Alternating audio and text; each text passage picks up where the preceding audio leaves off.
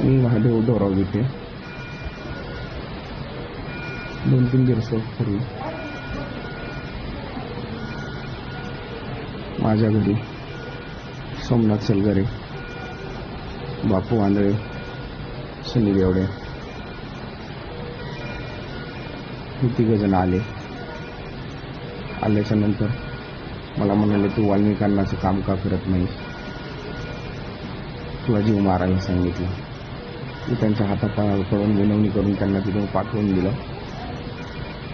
पाठवून दिल्याच्या नंतर ते मला जाता जाता एवढं म्हणले, आज संध्याकाळी तुला आम्ही ठार मारणार आहे आणि तुझा बाप बघून गीते याला पण गुतवायची तयारी झाली आहे. आम्हाला सांगितलं वाल्मिकांनी तुला जीव मारून टाकायचं.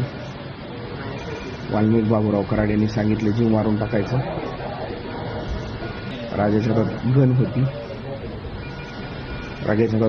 गोट्याच्या हातात गन होती. त्या तिघांनी अंधाधुंद माझ्यावर फायरिंग चालू केली. त्यात 3 बुलेट मला लागल्या.